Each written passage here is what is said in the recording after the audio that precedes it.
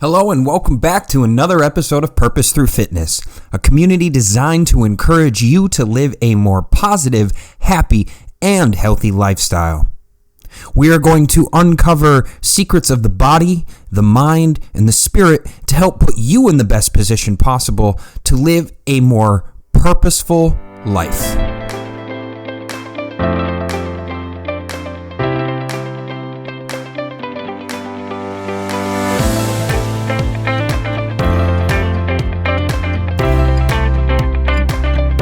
Ladies and gentlemen, welcome back to another episode of A Purpose Through Fitness. I am super excited, humbled, and blessed to have my next guest on the show, Freddie Bennett. As a child, Freddie was overweight, asthmatic, and unhealthy. He grew up to become an addicted, mentally ill corporate worker, a stressed father, and someone who watched his father die suddenly before his eyes. He then chose to start living the life he dreamed of and do extraordinary things. Since that time, he's broke a Guinness World Record, run 200 miles across the Sahara Desert in the world's toughest ultramarathon, dived with great white sharks, cycled across the Atlas Mountain, won ultramarathons, walked on fire, jumped the world's highest bungee jump, and became an Ironman, never having attempted a triathlon before. Ladies and gentlemen, please help me welcome to the show, Freddie Bennett. Freddie, thank you so much for being here today. Hey, Kevin, thank you so much for having me. Well, I feel quite tired listening to all of those things. But no, thank you so much for having me on, and it's an honor and a pleasure to be here on the podcast with you. Well, I really appreciate it, and as we kind of discussed before this, you've lived a life that I'm starting to try and live right now, so I'm really excited to dive deep down into exactly who you are, how this career began, and some feedback you can give to my listeners, whether they want to run an ultramarathon or just want to do something to better their lives. Sure, absolutely. No, I think we're going to go on quite an adventure together in this episode. So, I'm excited to get started.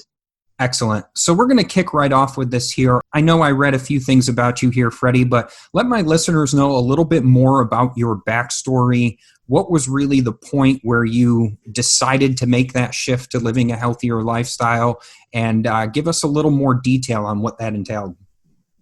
Sure. So firstly, for your listeners, as I'm sure people may have guessed right now, I'm from the UK, and I've certainly had quite an interesting backstory. So I grew up in an environment where my family were wheeler dealers, and they were scoundrels, and they were always not criminals, shall we say, but they sort of trod that fine line between what's legal and illegal. I'm not sure if in the US you have the TV program, but in the UK there's a program called the Peaky Blinders.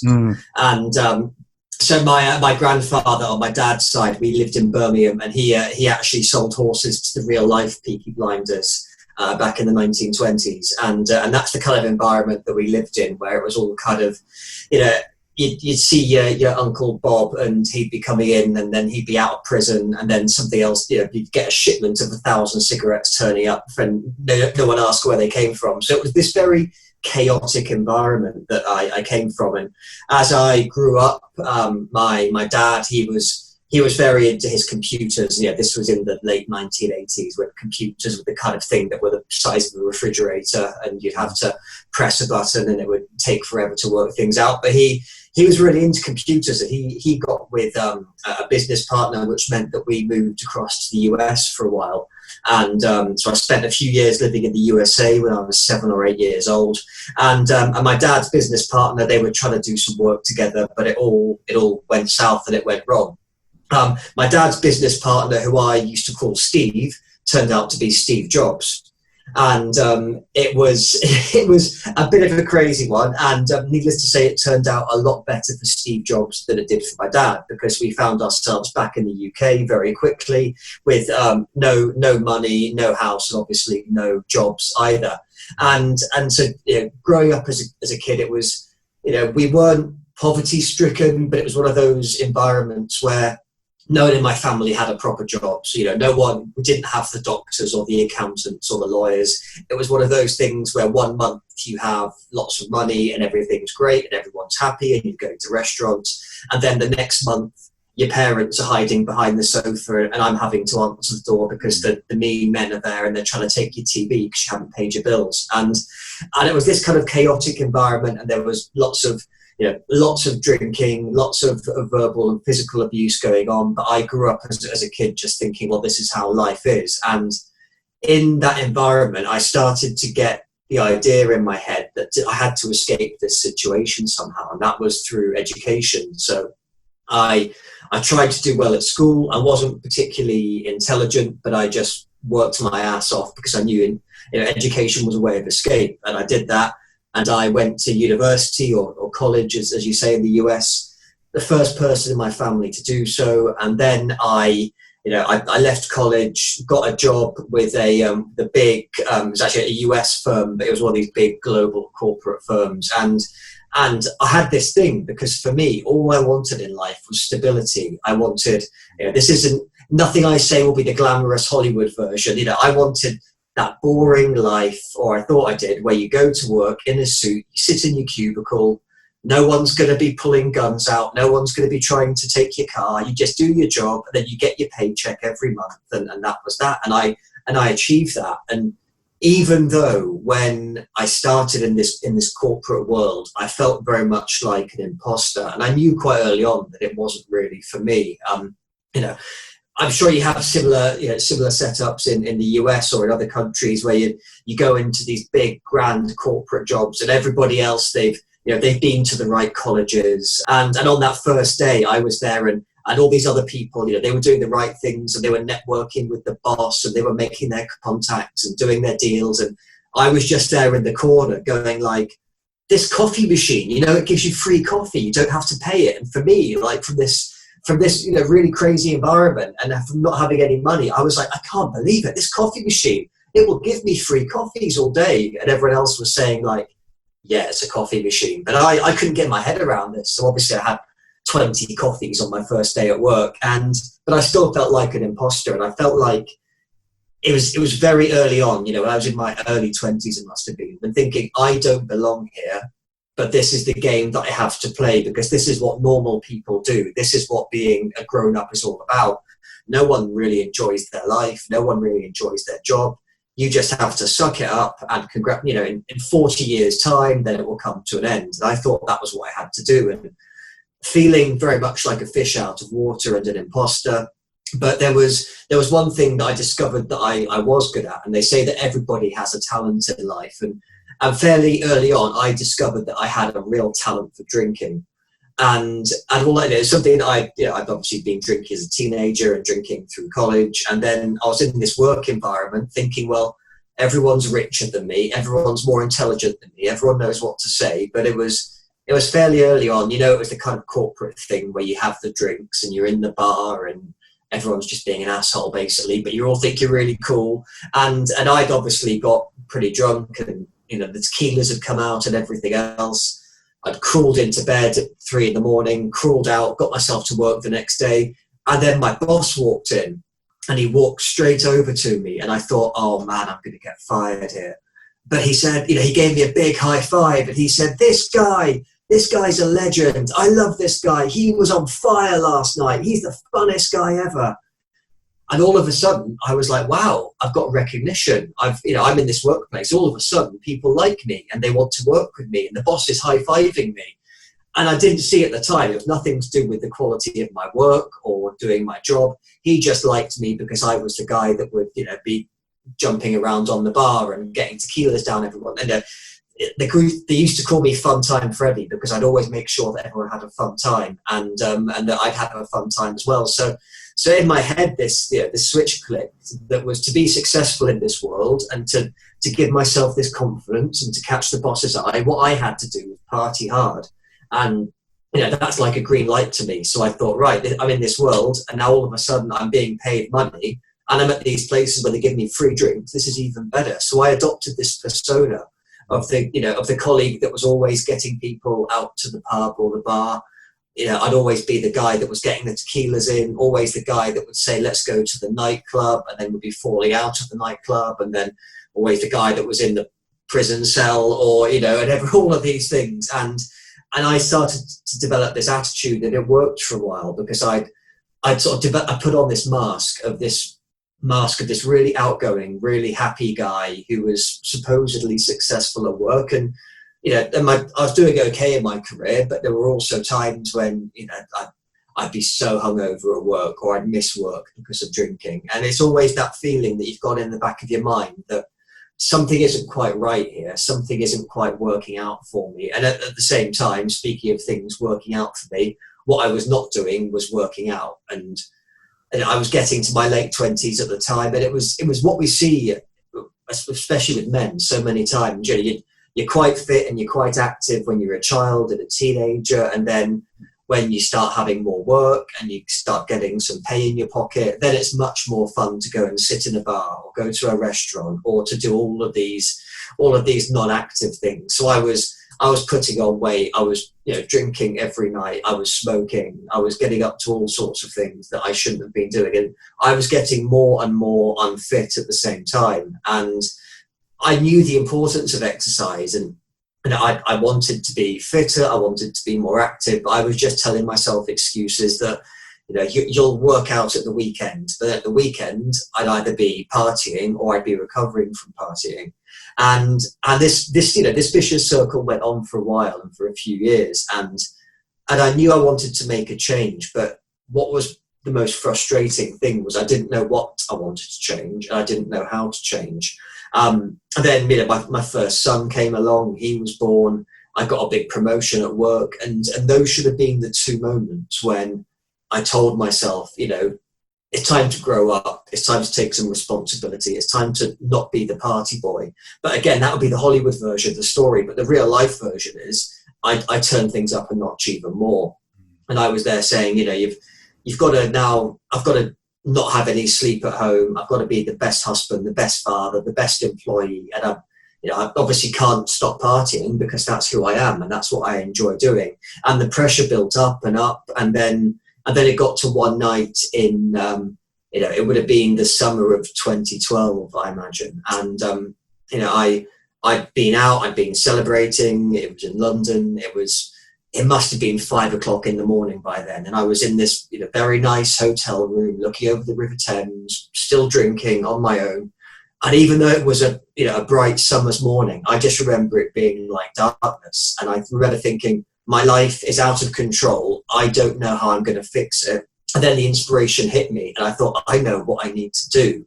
But the bad thing was that answer was to try and take my own life. And I planned to, it was these skyscrapers in London. I planned to get to the roof somehow, get to a balcony, and then exit the building by the roof, not from the floor. And that was my plan because that was the only way out. And I decided to call what we have in the UK. It's a service called the Samaritans. It's basically our suicide hotline. I called them up and I spoke to them. And to cut a long story short, I went through the counselling, I went through the therapy, and the good news of being, when you work for a big global corporation like I did, if you say, look, I've got some mental issues here, then the whole machine comes into motion very quickly, and they take you out the firing line, they give you the therapy and everything else. But then what they don't talk about, especially I don't know if it's just me or if it's just like a male thing, but I knew that I wasn't fixed. And I kind of thought of my mental health like a car, and I felt like I'd puncture the tyre, take me into the garage, take me into the shop, fix the problem, and then put me back out on the road. And I couldn't understand why I hadn't been fixed as it was.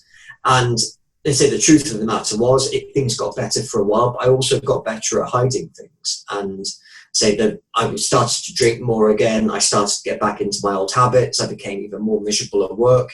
And then it's even more difficult the second time to put your hand up and say things aren't right, because you know that people have been worried about you, and you know that everyone they're really hoping, their fingers are crossed behind their backs that Freddie's okay now and that Freddie's back on track. And you're there saying, yeah, it's fine, don't worry, that was just a blip, it was nothing, I'm back on track now. But really inside, things aren't right. And so I kept on going through this process for a few years, still drinking, still putting all that darkness and that self-loathing and that feeling like an imposter just in a little box inside of me, and thinking, I'm not going to look in there, I'm not going to open that. And then one day I was sat at work as usual, pretty hungover as usual. I was complaining about like a crashed spreadsheet, and I was saying, "There's no way my life can get any worse right now." And then the phone rang, and it was saying that my dad was in hospital and he'd been rushed there, and I had to walk out of work with wearing my suit, carrying my my computer backpack, and jump in my car, drive 300 miles. And then again, to cut the painful story short, I kissed him on the forehead. I saw him there in the intensive care unit, and I watched him die. And I had that day where we always hear about, where I woke up that morning. I was hungover, having my cornflakes. Another day at work. It's just like any other day. And the same as my dad. That day he woke up, and he probably had his 5th cigarette of the day and his coffee, and he didn't know he was going to die that day. But by 6 p.m. that evening, I was literally watching him take his last breath, and I watched him die.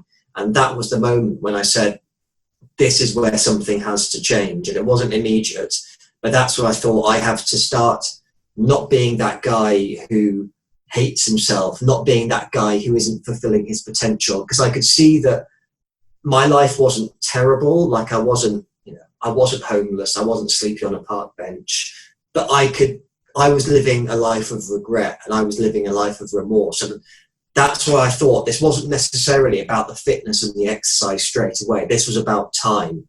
And I thought this has to be now or never if I'm going to make the most of my time, because we all have a limited amount of time, and time is short and time is precious. And that's what I thought. I need to start living that life that I was supposed to live. And that was the world's longest introduction. So I'm sorry, Kevin. No, I'm glad you did share all that, because I think it's very important for people to listen to, and something I try and communicate to a lot of people. And something you said that was a very big highlight for me is about wearing the mask.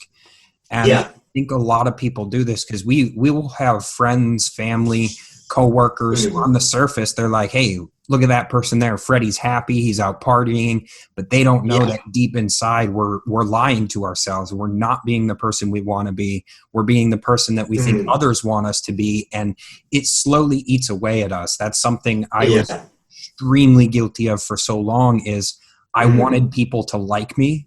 And I thought that meant no one likes me for me, so I've got to start acting the way other people want me to, or the way other people act in order for them to like me. And I think it's very important for anyone listening to this right now that if you feel like you're wearing that mask, take it off. Regardless of what's going to happen, take it off and just start being yourself, because that's when a lot of the weight and pressure can come off. And one thing I actually want to address within what you said there at the end with the moment of your dad's death, which I do apologize that you had to go through that. I can't even imagine. It's okay. That moment when you finally almost had what we call the enough is enough moment. Where was it that you went next after this? Were you trying to read on personal development? Where did you start, and how did you kind of take that first step after you realized, okay, I have to change something here? And it's interesting you say about the personal development, because I got into personal development quite early on. So before my dad's death, when I had that, as I say, it's that when you're wearing the mask and you have the feeling that it's that feeling inside of you. I don't know if it's that feeling of unfulfilled potential, or that feeling of unease, or just that this isn't how my life is supposed to be.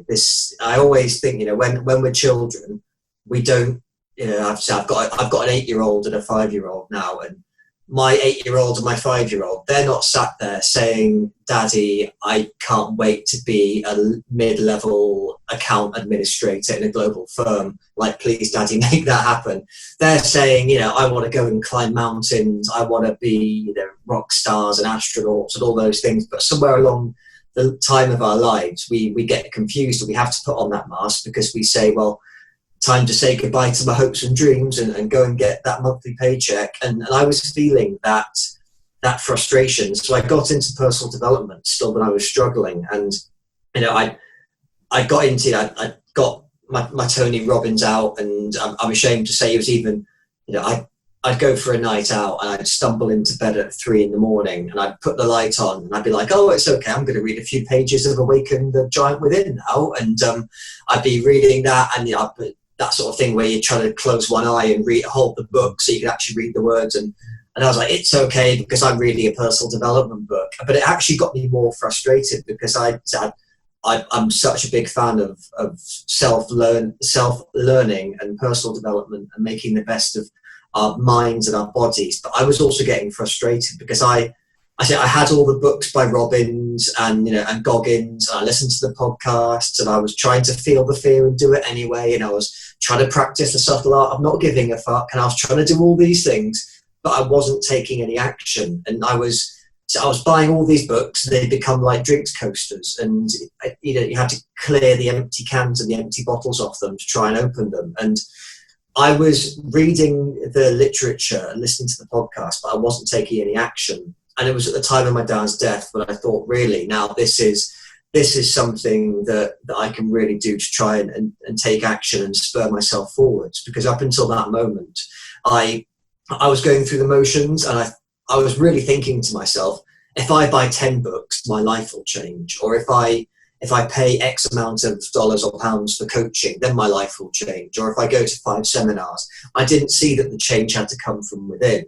And it's like the fitness adage. I could have bought 10 books on doing press-ups, but that wouldn't have made me any fitter. I would have had to start doing press-ups and going to the gym. But at that time, I was just giving myself an excuse and saying, well, shall I take action, or shall I go on Amazon and buy another book? Yeah, I'll buy another book and those things. But it was after my dad died, and it wasn't an immediate thing. I didn't walk out of the hospital that day and think, right, the ray of sunshine comes down on you and you think, this is my sign. The honest truth is, for 6 months afterwards, I partied harder than ever, because I took the whole life is short, you only live once, no regrets. And I said, yeah, exactly. So why not have that 10th tequila? And why not have that weekend in New York when a drug dealer held a loaded gun to my head? But I was like, that's fine, because this is all just like living life's experiences. And it was only when I started to think about what I could achieve in terms of fitness. And it's a funny way of looking at it, because I didn't actually think I need to get fit and then what activity am I going to do? I set myself a crazy goal first, and then I said, how fit do I need to be able to accomplish this goal? And so I took it that way. Wow, I think that's awesome. That's actually a unique way of looking at it. And I think a useful tip for a lot of people is, have that crazy goal. If you have something crazy that you can aim for, then you can kind of lay out a roadmap to eventually get there, and have certain benchmarks that you hit in order. Okay, once I hit this, I know I've got to go a next level. But having that big crazy goal, I think, is great. Something you said in the beginning of that I thought was extremely important about taking action. It's something that I personally didn't understand at first, because I went through the same type of thing where it was, I'm reading all these books, I'm listening to these podcasts, but things aren't changing. And it wasn't until that moment it clicks where it's like, well, things aren't changing because I'm not actually doing anything. I'm just taking in the content and not taking action. Definitely. I think it's important for people to keep in mind that, they even say, like, Warren Buffett reads 6 hours a day. You can read all the same content that he reads, but not end up wealthy the way he is if you don't learn and apply it to your real life. So I want anyone to make sure that they do take action, whether it's something small, something big, a new habit, a new hobby, whatever it is you want to do, take the action in doing it. And it's interesting to me too. This is something I've spent a lot of time thinking about, and I'm trying to figure out where that shift is. You mentioned as a kid, as children, we dream big. We want to achieve all these great things, be a professional athlete, be whatever it may be. And at some point that cuts off, and a lot of society around us tells us, that was just to occupy you as children. Now that you're becoming an adult, you've got to realize that's not possible. And I've tried to figure out where and why that shift takes place, because it seems, as you laid out in the beginning, that corporate lifestyle, that 9 to 5, go work for a corporation, work your way up the ladder, earn a paycheck, do whatever it is. We're almost taught that that's the acceptable form of life, and that's what we're supposed to be doing. but there's just so much more that a lot of people can accomplish. And I'd like to hear from you. Where do you think that shift takes place? Is it something from our school system? Is it just how society is laid out in general? What is that cutoff point that says dream big, you can do anything you want, and drastic shift to just be average because average is where you want to be? Yeah, I tell you what, it's such an interesting subject. I mean, I've got a few theories on it, and I think, firstly, you're absolutely right. As children, I love asking my kids what are you going to be when you grow up, and it's usually a different answer every day, from working on a farm to being a scientist to being an engineer to whatever these things. But somewhere along the way, you're right, things change. I think maybe from my experience, our brains are designed to try and keep us safe, and that goes back to hundreds of thousands of years of evolution. We still have these habits within us that ultimately our brains are going to try and keep us safe from any predators, and they're designed to try and divert us away from pain and move us towards pleasure. And I think that around the sort of late teenage years, from your 20s to your 30s, I think that is when our brains say to us, especially if you get a sniff of money or a sniff of stability, your brain says, hang on, this is good, this is going to protect you, this is going to keep you safe. And then I'm trying to sort of mime out, having a conversation with your brain, but then you can say to your brain, but hang on, I'd quite like to do that other thing. And your brain says, oh no, but that's going to be difficult, and what if you fail? And if you do this option, then you're going to get the nice holiday every year, you're going to get the BMW, you're going to get the watches and all those things. And that's certainly what I had. And I remember with the corporate life, when I was a teenager, I didn't know what I wanted to do, but I knew I wanted to. Ironically, I always said, I'm going to be rich and famous and do all these things. And for me, that richness was in terms of stability. And I started finding out, as you do when you're in college, like which job shall I apply for? And I found the job that gave you the $10,000 golden handshake. And all of a sudden I was like, I could love this career. This is the career for me. And all I could really think about was the $10,000. And in my naivety, I didn't think about the long-term happiness or actual fulfillment or actually what I wanted to achieve in my life. I just thought about getting that $10,000. And I shifted my brain and I adapted my personality and the person that I was to make me employable in that company. And I got the $10,000. And what did I do with it? Well, I went for a weekend in Miami. And you can, believe it or not, you can get through $10,000 in a weekend in Miami in various different ways. And then I worked all this, and then I was like, right, that money's gone. I'm in this job now. And it's almost, it sounds weird. It's a bit like the mob or the mafia, and say my family weren't in the mafia or anything, but they knew people in that world. And it is the case where in the corporate life, the deeper you are, the harder it is to get out again. And firstly, I don't have a battle against the corporate world. I know many people who love that life, who are successful in that career, and it's everything they wanted. And I think good luck to them. But the problem is you get a lot of people that are in there that really don't want to be there, but either they don't know what else they want to do, or they're addicted to that, to that regular paycheck. And I think a lot of people are telling themselves they're okay with a 6 out of 10 life because they're not willing to risk losing a 6 out of 10 life for a 10 out of 10 life. And then I got in that trap as well, because I had all these things I wanted to do. I wanted to go on crazy adventures as a child. I wanted to achieve things that no one had ever done before. I wanted to speak to the world. And I always told myself that I would do those things. But then as you get older, then you say, I'm going to do it after the next promotion or after the next child, or just let me get this tough 6 months work out of the way, and then I'm going to do those things. And there's always another excuse. And that's when my dad dying was like the break point, where I could have just said, I'm going to sit here, be miserable. I'm just going to get to the next level up the ladder, and then I'll have more money, and then I'll go and do that thing. Or then I'm going to wait till I retire. And then you have people say, I was even speaking to someone yesterday, and I've got a big challenge coming up next year that I'm more than happy to share on here later on. And their immediate question was, but how would you get the time off work? Because that's, you've only got so many days of holiday a year.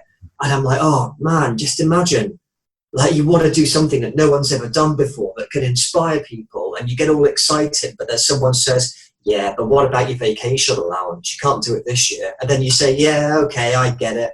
That was a stupid idea. I shouldn't have said that. And then, as you say, it's part of society as well, because partly it is, we're naturally looking over the fence at the neighbour's car. We're saying, well, hang on, how have they got that car? I need to have that car. Or a family member who married the person who's come from the money, and they go on the holidays, and you think, I need to be working extra hard to get that promotion so we can go on those same holidays. And we're always comparing ourselves to other people. And to take a step out and say, I'm not going to play this game anymore, is a massive, massive decision that our brains just start waving the red flags and hitting the alarm bells and saying, what are you doing? Because you've got this nice, stable, happy comfort zone. And that whole ethos of the comfort zone is a crazy one, because I think once we're in there, we don't want to leave it. I think not partly helped by some elements of the self-help industry, but society says, give a man or a woman a steady paycheck, a nice holiday every year, a nice car, and some regular food, and something nice on TV, and people are happy. But I still believe that, and that was where I was. You tell yourself you're going to do it in the future. You could have done it. And then one day you're sat there in your comfort zone on the sofa with a beer in your hand, watching TV, and you say, oh yeah, I wanted to do that thing, but now it's too late. And my whole ethos is, after the experience with my dad, I did not want to get to the end of my life and live that life of regret. And that's why I say, it's not, I know the stuff I've done is extreme, but for me, it's not totally about sport and fitness. It's about time. And it's about helping people to understand, it doesn't have to be 200 miles through the Sahara Desert. Maybe it's climbing that mountain you wanted to climb. Maybe it's taking the art class. Maybe it's going on that adventure to Bali. Maybe it's writing the book. We all have those things that we've always said to ourselves, I always wanted to do that. But some shitty thing in society tells us that that's wrong. And that's what my mission is, to help people understand that no matter what they've done, no matter where they've come from, if they've got a dream, they can make it happen. I love that. And it's almost as if we, as humans, have like an addiction to comfort. We get into these habits, and like you said, we have a paycheck that we know is going to cover the bills, put food on the table. And, if you want to grow in life, if you want to become better, if you want to achieve things that might seem impossible, you have to confront fear. You have to do things that push you outside of your comfort zone. And there's just something wired in us, like you said, in our brains that says, take the easy path. And there's a way you can confront that and switch that and shift it to something that allows you to push through it. But a lot of people don't want to do that, whether it's, fear of judgment, fear of the unknown, whatever it may be. And that's kind of where we share a similar mission, is I'm trying to encourage people that if there's something you want to do, but you're fearful for so many reasons, those are signs that you have to do it. And it's very important that we do confront these fears, because that's, to me, where real growth exists. Through suffering, through fear, going outside of your comfort zone is exactly where true growth is found. Yeah. I think just on that comfort zone note, it's a funny one. I mean, I've done so much research into the comfort zone, and I think this is where sometimes the self-help industry needs to look at themselves, because ultimately the self-help industry, this is an industry that's worth over $12 billion a year in the US alone. And I always had this slight issue with it. Like I say, I love self-help, I love personal development, but I was always saying, and it's the same in the UK, same in many countries around the world, but if you've got a self-help industry that's worth over $12 billion in the US alone, if you have 19 million self-help books sold in the US every year, and that number is 3 million self-help books in the UK, we're surrounded by self-help like never before, thanks to the internet and thanks to technology. But then why are 400 million people every year still suffering from mild depression, anxiety, from stress-related illnesses? And I couldn't add this up. And with the comfort zone as well, there's over 34 million articles on Google as to how to escape your comfort zone. Hashtag escape your comfort zone has over 1 million hits on Instagram. Funnily enough, the place in the US where the term escape my comfort zone is Googled more than anywhere else is California. And I know nowhere in the world is perfect, but California, you could argue, is a fairly comfortable place to live compared to other parts of the world and everywhere else. And I was thinking, how come people are living these comforted lives? And to say, I know I'm generalizing, because I know that there are lots of people in California who aren't living a perfect life, but how come you have all these people in one of the richest countries in the world, in one of the richest states in the US, if not one of the richest regions in the world, and all they're doing is trying to escape it, and all they're doing is say, how do I escape my comfort zone? And then you get all the motivators, and there's a few of them, and I call them the shoutivators, because they're motivators, but they just shout at you all the time. And you know who they are. They're the ex-Navy SEALs and the ex-Special Forces guys, and they're saying, like, smash your comfort zone, break out of your comfort zone. And when I was trying to learn about my personal development, I almost got a bit bored and a bit sick of all these guys who have, they've done their tours of duty, and they come up to you and they're shouting and saying, break out of your comfort zone. And I'm saying, yes, but I don't know where I'm going. And like, where am I supposed to go to? And also with everything that's happening right now, in terms of the coronavirus and the COVID-19 situation and lockdown, I do believe that sometimes we need to say, especially from a mental health point of view, it's okay to want to be in your comfort zone. It's okay to not be hustling, grinding, working all-nighters, facing your fears. You don't have to do that 24/7, because there are some times, especially with the world the way it is right now, where we do need to say, right, I do need a day in my comfort zone. I do need a day on the sofa with the Netflix binge and the pizza or something. But saying that, you're absolutely right that comfort zones aren't a bad thing, because we all need them, but we can't just stay on the sofa hoping and wishing and dreaming and thinking that our lives are going to change. We absolutely have to face our fears and tell ourselves that we're good enough and that we do deserve to do these things. And if anyone else has done these things, if someone like me who had that, say, I wasn't sporty, I wasn't an athletic child, I was in and out of hospital with my lung condition. Growing up in a home where your parents both smoke 40 a day, it's not like the Olympic Village or something in terms of where I was living. But if I can do these things, and anyone can do whatever they want to do, but you're right, they do have to sometimes take a step out of their comfort zone, take the difficult path, even though their brains are screaming at them to play it safe. But if people can do that, then they're going to be blown away and overwhelmed at what they're capable of and all the things that they can achieve. Yeah, and I 100% agree. And for people listening, it's, again, we're going to kind of talk here and get into some of the races that you've done. These don't have to be extreme measures. You don't have to go out the next day, go skydiving, go run 100 miles. Just something small. I know a lot of people might be very introverted, and they fear just, saying hello to somebody. Walk in a grocery store and just look someone and say hello.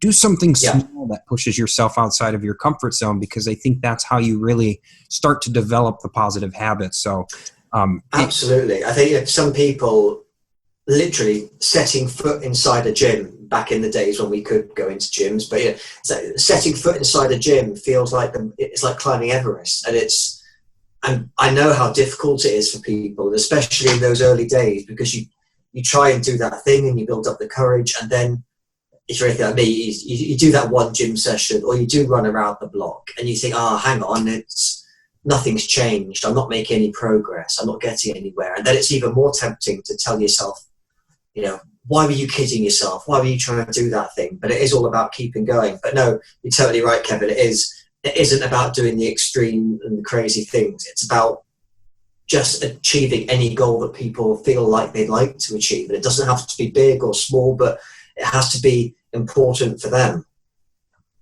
Yeah, I agree. And it's interesting to me how we tend to always put a lot of extra weight on the negative, and we never put any weight on the positive. So, if we, like we say, we go to the gym, let's say we had a goal, we were going to go to the gym for an hour. After 20 minutes, we're gassed out, we leave, we go home. A lot of people are going to look at that and they're going to go, well, I wanted to hit an hour. I was only there for 20 minutes. I'm a failure. Why did I do this? Like you said, why am I kidding myself? Or you could simply say, you know what? I haven't gone to the gym in 3 months. I just went for 20 minutes. I did something. Yeah. And I think it's Definitely. important for people to at least give themselves more credit than what they normally do. Yeah.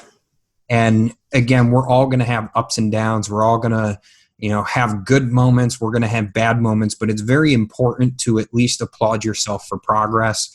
Now, that doesn't mean, go to the gym for 20 minutes and be so happy that you never go again, or eat 20,000 calories afterwards to celebrate. Yeah. But at least sit there and be like, you know what, I should be proud of myself, because for the last 2 years, I haven't done any kind of exercise and I just put in 20 minutes. And, that's definitely. mindset shift really means a lot. So the only bad workout is the one that you didn't do. Exactly. So we're going to get into some of these races here, but for my listeners, I just want to read some of this off because this is absolutely incredible to have here. And first one, Guinness World Record holder, fastest marathon dressed as a fisherman, which I certainly want to find out where the inspiration for that came from and where the idea came from. You did the world's toughest foot race, which is 200 miles through the Sahara Desert. You were an ultramarathon winner, the 70-mile sunrise to sunset race. Europe's toughest Ironman, never having even attempted a triathlon. 10 marathons, 3 ultramarathons, Firewalker, Spartan Beast, and probably your two favorite achievements, husband and father. And I really do like how you put at the end, just a normal bloke. Normal people. This is the thing. Like a lot of people don't understand that. And I think where my mindset shift changed so much over the years is I would see people on the surface like yourself who did all this. And I would say, oh, he's been running his whole life. He's always been into fitness, or he has some kind of genetic mutation that allows him to do all this. But the more I look into people who achieve things like this, I hear backstories similar to mine. And I think this is something for the average everyday person. So the first thing I want to ask you, of all the ones that you've done, what was your favorite one and why? The one that started it all, and probably the most favorite, I'd say, was the Marathon des Sables, which is the world's toughest foot race. And that was 200 miles through the Sahara Desert. And the way that one came around, let me say, that was the tipping point for me. So after my dad died, I had my 6 months where I went crazy and drank and partied even more. And I'd always had my eye on this race. I'd been looking at it for years. I'd watched the YouTube videos. I'd read all the articles, but I was still that person who said, yeah, you know what, I'd like to do that one day, but I'm busy with work and it looks a bit hot and all these things. And then I remember it would have been when my dad died in September, it would have been in January. And obviously dry January, the alcohol-free January hadn't happened for me. I think I'd broken that probably on January the 1st, knowingly. So I once again sat at work, hungover,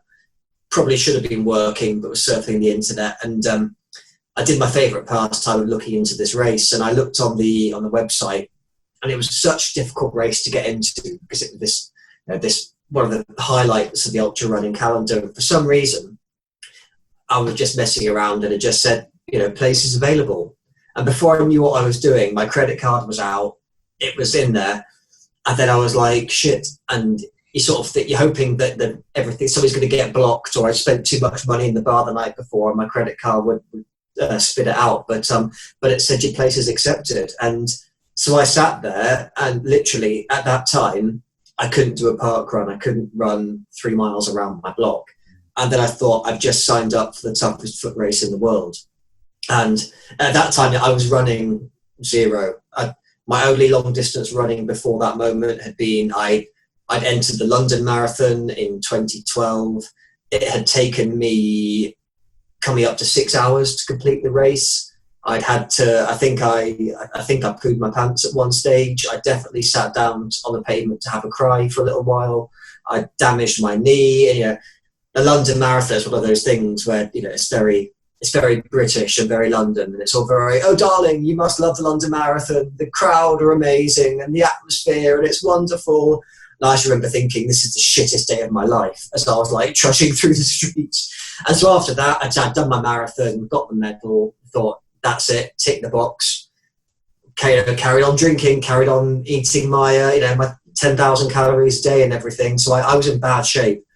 And then I signed up for this race, and that's, as I was saying earlier, I set myself the crazy goal. I set myself the dream come true goal of what I wanted to achieve. And I had that oh shit moment, and I call it, sorry for bad language, I called it the fuck it button. And that's what I hit when you just say something's got to change. I need to do something in my life. And I signed up for it.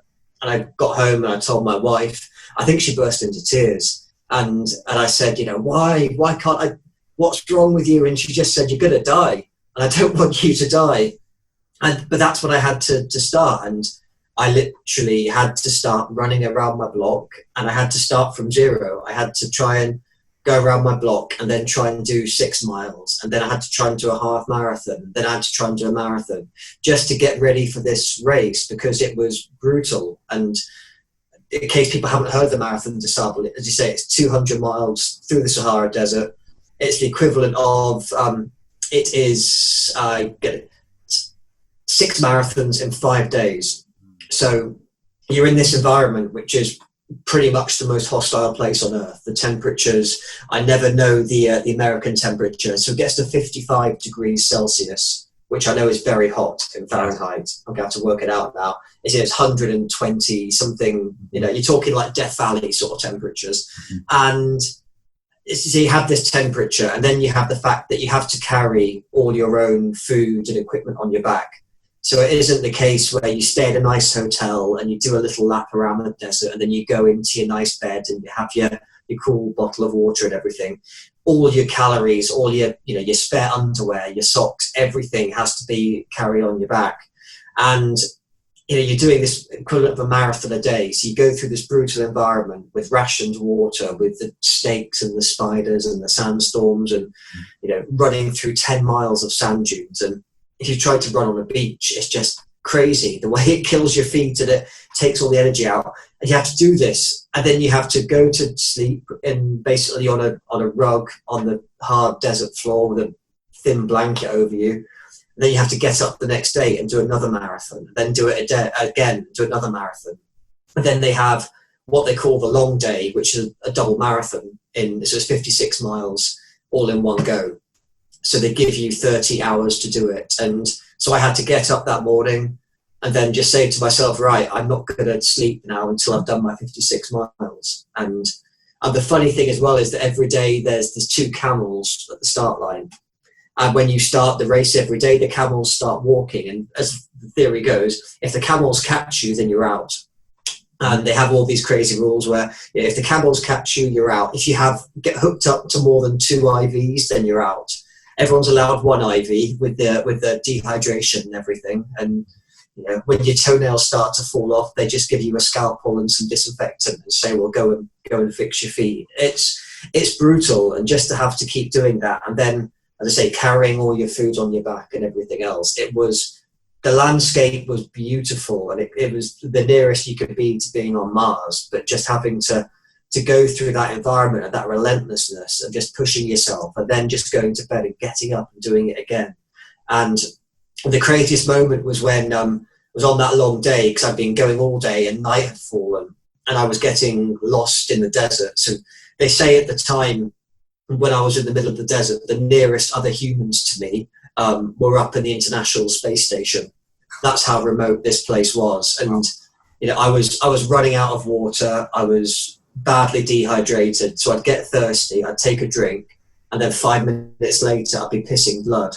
And then I'd be thinking, well, that's not good. And now I need to drink some more water. And then it would happen again. And you're kind of thinking, well, I'm no doctor, but I know that's not good. And there'd be like spiders and scorpions all around me. And that was the moment when I thought, not only am I going to fail this race, am I actually going to die?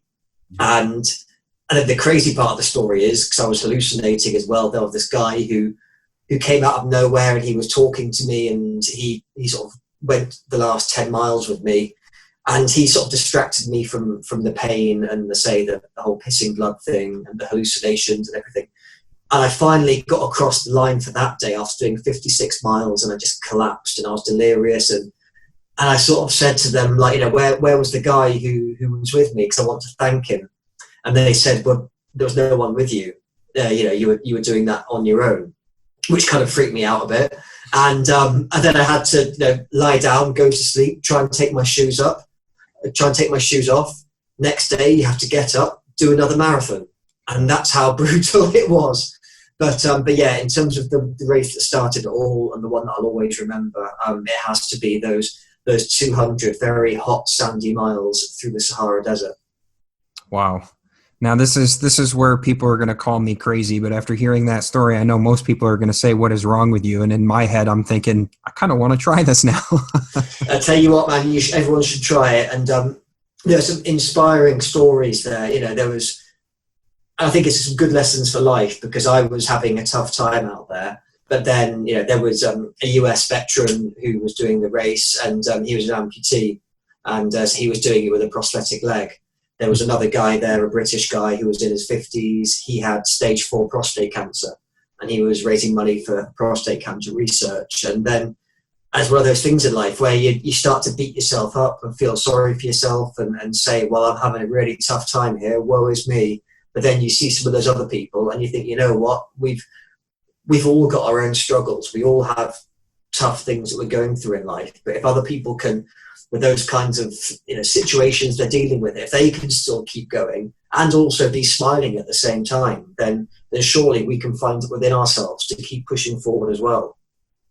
Yeah, and I think something that's really cool about that is a lot of stories that I've heard, speaking with people like you, anybody who's done these kind of ultra endurance races, if you're able to push yourself from start to finish, it's almost like you learn an entire life's worth of lessons all within just one short race period. So I think it's very important to do that. So, Freddie, before we do get to the end of the interview here, I did have a question on your Guinness World Record for the Fisherman Marathon. Where did that idea come from? So yeah, the Guinness World Record was a funny one. And actually, that was the one that came after the Marathon des Sables. So, and again, it was, that had been my first big race. I'd come home and the kids had been impressed, and I'd got into the schools and done the speeches and done the press interviews and everything else, and life was coming back to normal. And I kind of knew at that point I was again at another crossroads, and I thought I could just, now I've got a story that I can talk about for the rest of my life. I've got the medal, I've got the pictures.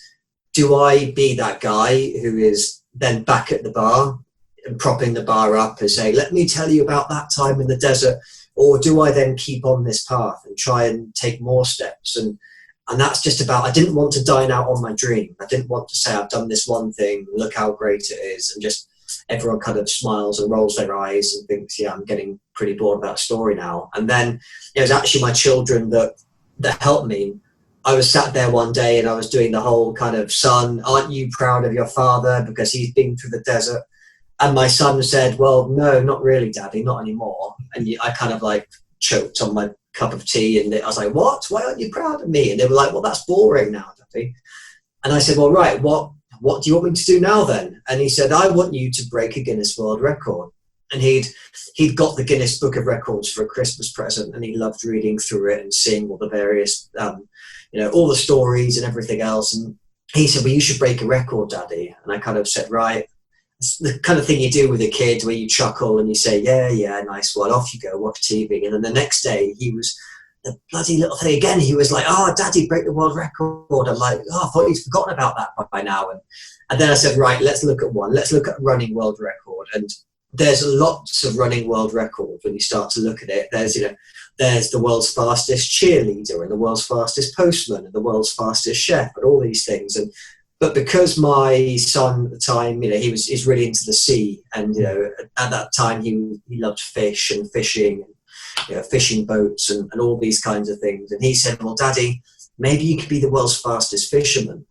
And I looked it up and I said, well, the record is 4 hours and 45 minutes for doing a marathon dressed as a fisherman. And I thought, well, at that time I could run a marathon in about 3.5 hours. So I thought, yeah, let's give this a shot. Sent an email off to the Guinness World Records, and I kind of forgot about it. And then about 2 months later, the email came back and they said, yes, you're accepted, off you go. And I was like, oh, well, shit, I've forgotten about that. I guess now I better sign up for a marathon. And where I lived in Liverpool in the UK, it's a maritime town. They've got, it's a big port city and everything else. So they like that idea. But I always thought the whole idea of a fisherman would be kind of like, the nice fly fisherman you see on the river, like the nice little jacket and the hat with the little flies stuck in it. And I thought, well, that's quite a nice, comfy outfit. But the record stated in the 5 pages of rules that I had to follow that they wanted like a deep sea fisherman, like kind of deadliest catch sort of fishing. And that's why I found myself on the start line of this marathon, dressed in this bright yellow waterproof outfit. So I had the yellow hat, the yellow heavy waterproof jacket, the heavy like yellow waterproof trousers, and the rubber wading boots. You know, we call them wellies in the UK, but it's the kind of thing that you wear when when the storms are coming and they're up to your knees and they're just thick, heavy rubber. No, none of your Nike Airs or anything like that. It's just pure pain. And I stood there on the start line. There's a few metaphors here, I think, for taking yourself out of your comfort zone and doing this thing that you kind of want to do, but you don't think you can do. And I think this could apply to anything, because I'd made that decision to do it. I'd made that commitment. And everyone was just laughing at me. And I can't describe the feeling when you're in the crowd at the start of a marathon, where everyone looks like a runner. They're all there with their watches, and they're doing their stretches, and they've got the Lycra on. I was just standing there looking like a cross between the world's shittest male stripper and a serial killer. And, with my yellow outfit and my fishing rod and my box and my black boots. And I had 20,000 people laughing at me and telling me I was stupid and telling me that I was going to fail. And I just wanted to quit there and then. I just thought, and again, your brain says to you, why are you doing this? You could just play it safe. You could, say you've got an injury, say there's a problem. No one's going to think any less of you. And I thought, no, I've made this decision to do something different, and I need to do it. And then I had to take that first step on that journey and cross the start line and just start. And that was the main thing. And I didn't have a plan. Because I hadn't trained in this outfit either. I tried to run 1 mile in it once through my local forest. And there was a poor old lady that was walking her dog. And imagine if you're a little old lady with your cute dog, and this guy's running towards you dressed in yellow, red in the face, and like the poor dear nearly had a heart attack. And I thought, right, no training in this. So I had to start. I wasn't prepared. And then as you start on this journey, again, people in the crowd were laughing at me. And then when you want to quit, and then everyone is telling you to quit, it's so easy to just say, you know what, they're right. And then when the going gets tough, because in the first mile, I knew I was in trouble. I think by mile 10 or 12, that's when my toenails started to fall off. I could feel them like rattling in my boot.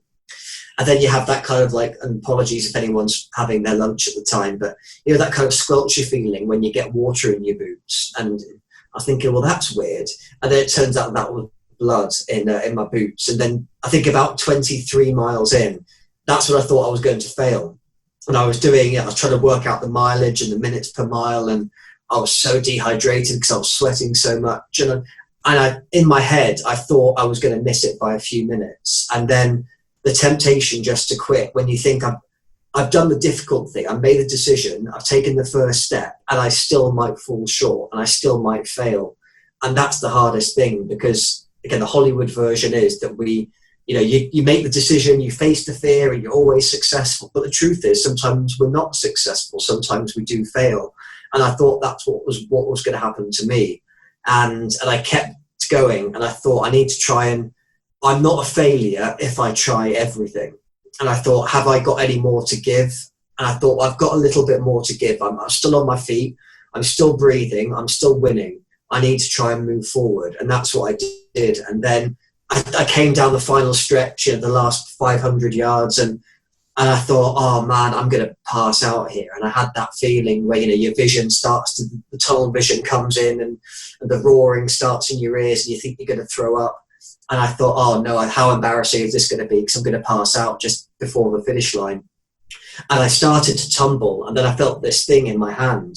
And I looked down, and it was my son's hand in mine, and he jumped over the barrier. And both my sons had jumped the barrier, and they held me by the hand, and they half ran with me, half dragged me the last 20 yards over the finish line. And then I sort of collapsed to my knees, and then everyone throughout that day and in the weeks before, they'd been laughing at me and saying how stupid I was and what a failure I'd be. But then the only thing that they were calling me after that was a Guinness World Record holder.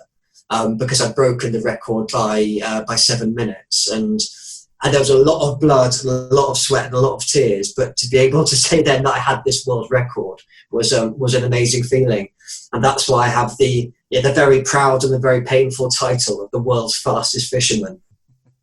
Wow, that's an incredible testimony there with that. And there's something you said right at the end that I think a lot of people need to understand. And you said, I can't be a failure if I give it everything I have. And yeah. I always try to communicate to people, if you were, let's say, in a race with 100 people, and all 100 people put everything into their diet, everything into their workouts, they give it everything they have, there's still going to be a first place and a last place. And a lot of times we fixated on that end result, and it's not the process that we're fixated on. And I always firmly believe that if you just give it everything you possibly can, regardless of what that final outcome is, if it's what you wanted or not, if you give it everything you have, then you win in life. So yeah, I think that's absolutely important. So before we get into the rapid fire questions here, Freddie, go ahead and let my listeners know, where can people find you, and what's next for you? What challenges are coming up? What do you got for us? Cool, absolutely. Well, say if any listeners want to find more about me or my story, the best place is either my website, which is www.freddie.bennett, which is FREDDIE, M for Mercedes, Bennett, BENNET.com. Otherwise, I'm on Instagram under Freddie Explores, FREDDIE Explores, as in explores. And so say that's the best places for me. I've also started a free community on Facebook called Starting at Zero. And this is something that I've wanted to do for a long time, because I do believe, as I've said throughout this podcast, we all have things that we want to achieve. And I say this might not be about sport and fitness. It might be the book, it might be the dream job or the adventure or going to that place or doing that art class. And I know whenever we want to do that thing we've always wanted to do, it always feels like we're starting at zero. So I created this community to help, so we can help each other, so people can get support, can be accountable, can get help to actually achieve those goals. It's all totally free. So you can find it through my Instagram, or it's under Starting at Zero on Facebook. And I'm so excited about that, because we've got so many people in there that are taking steps towards achieving whatever they've wanted to do. And that might be a mum whose her kids have grown up and she wants to do a skydive for the first time. We've had people that have wanted to quit their careers and follow their passions, or write the book, or do all these things. So say it's totally free. More people are welcome to join, and we have a lot of fun in there. And in terms of what's next, it's probably worth following me either on the website, on the mailing list, or on Instagram, because I think, or actually, you've got an exclusive here, Kevin, because I'm not properly announcing it till tomorrow, but we've got something coming up called the Starting at Zero Challenge, which I'm running in alignment with what is a company called the UK Ordnance Survey organisation. And Ordnance Survey in the UK, they're kind of like the government organisation, but they look after all the maps and all the parks and all the geography of the UK. So they look after our open spaces, basically. And there's a race that people like, or a few people like doing in the UK. It is running from the very northmost point of the UK to the very southernmost point, which is 874 miles. So it's the length of the UK. And I've always wanted to do this challenge, but at the same time, a few people have done it before. And there's something about some of these races that I think excludes people, because a lot of the stories are, guy or girl who likes running a long way and they run a really long way, or someone that likes cycling a long distance, cycles a long distance. And people always say, that's cool, that's interesting, that sounds quite fun, well done to them, but I could never do that. But in the Starting at Zero Challenge, I'm not going to be doing this run on my own. We're looking for 10 everyday people who are absolutely not athletes, not ultra runners, people that may have been through mental health issues in the past or addictions, people who would love to do a challenge like this, but who could never actually believe that they could be capable of doing such a thing. So this is the challenge where we put it to the test, because everybody always says that you can do anything you want and anything is possible and follow your dreams. I'm like, right, well, let's prove it. Let's take 10 people who would love to do this. Like I say, ultra runners, endurance athletes are not allowed to apply. no running experience, but I believe we can take these 10 people and we can do this thing and we can run the length of the UK. Wow, that is absolutely amazing, and I'm going to be staying on top of that to see how that goes, because I'm fully with you there. As I really do believe we have a limitless potential, and we look at things to be way beyond our grasp, and they're much closer to us than what we imagine. And it's again that comfort zone in the brain that says there's no way, because we just can't visualize ourselves doing it. So I think that's awesome. All right, Freddie. So can I just say that, Kevin? Sorry. It's the www.startingatzerochallenge.com. Okay. At the moment, it's the application page, but as the application process goes through, that's going to become the hub for the whole challenge, so people can find out more. We're hopefully going to have a few corporate partners on board. There you go. Corporates are good for something, and they're gonna hopefully say, maybe I shouldn't. I love the corporate world, by the way, because we're hopefully getting some corporate supporters. So the 10 people that do this challenge, the intention is they're not going to have to pay for it either. They're going to do it for free. And so why should only people who could afford to pay $5,000 or $10,000 make their dreams come true? So that is certainly our intention, our plan to get the right sponsors on board, so these 10 people can do this amazing, life-changing thing and not have to pay anything for it as well. Wow, I love that. And I love everything that you're doing, Freddie, the message that you're spreading. I think it's absolutely needed in today's day and age. And I'm super impressed by everything that you're doing, what you've gone through personally. And the biggest thing is you're trying to help other people. I think that's very important. We can learn a lot of things in life, but giving back to others, I think, is at the forefront of what we all should be doing. So I want to thank you for that. We're going to go ahead. We're going to go ahead and get into the rapid fire portion of this interview here before we wrap it up. The first 5 questions are going to be a this or that. The second 5 questions, just going to be the first thing that comes to you. All right? Okay. All right. So first one here, coffee or tea? Coffee. Book or audiobook? Ooh, audiobook. When exercising, podcast or music? Music. Do you prefer the city or the country? Ooh, country. God, I'm getting old. Bungee jumping or skydiving? Ooh, skydiving. What is your biggest pet peeve? My biggest pet peeve. Oh, wow. God, you know what? I've forgotten it. Oh, the pressure's on now. My biggest pet peeve. I do really have one as well. Man, my mind's got. I think people that walk so slowly down the supermarket aisle, because I'm very especially at the moment, you want to get in and get out and keep your mask on and everything. But some people, they want to spend all day there. Or the people that'll put their cart on one side as they're shopping on the other, and you just can't get by. Yeah. Oh, that's the other pet. Now you've got me on one. I know I'm breaking the rules here. In the UK, we have parent and child parking outside supermarkets, and that does my head in when you see people without children parking in those spots. Have to bite my tongue then, or sometimes I don't. Favorite quote? Favorite quote? I've got a good one. It is, to get the things you've never had before, you need to do the things you've never done before. Love that.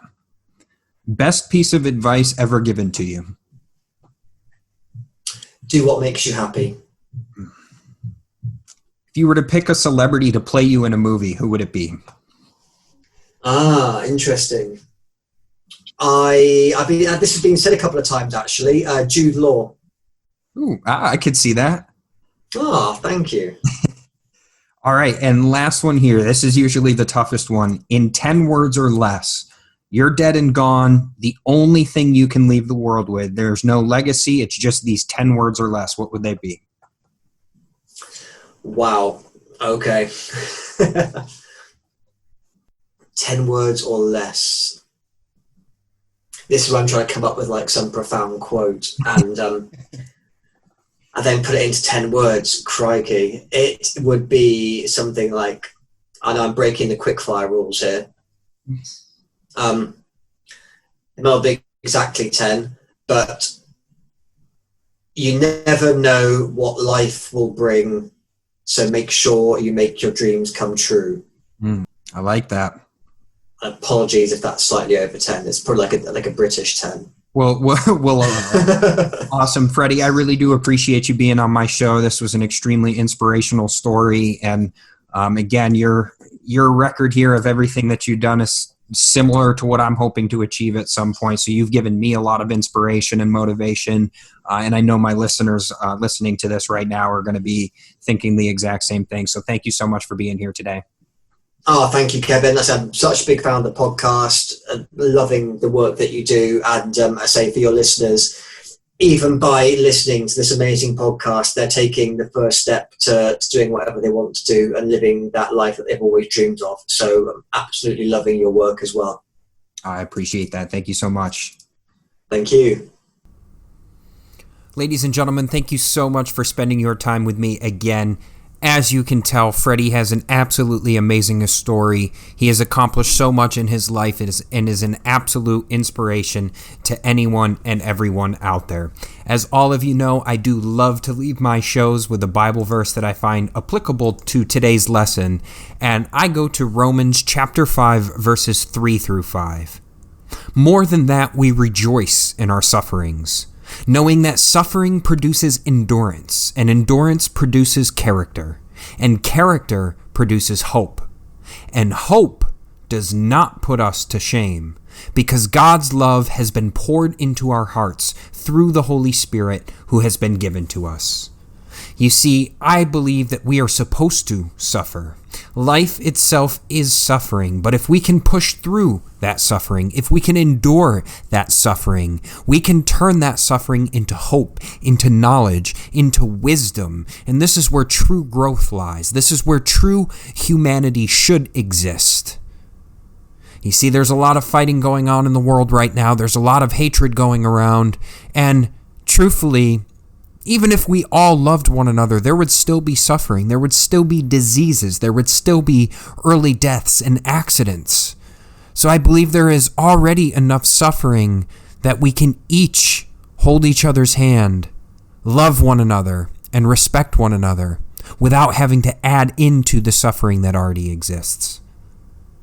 As always, I'm humbled, blessed, and honored that you would take the moments out of your week to listen to something that I present to you. And I think today's story from Freddie was an absolute incredible one. I hope you enjoy this. Please comment and like. Don't forget to subscribe on your favorite platform. And if there's any other guests or topics you would like to hear me talk about, please go ahead and do so. Many blessings to you all on the week ahead, and I hope you have a beautiful and blessed day.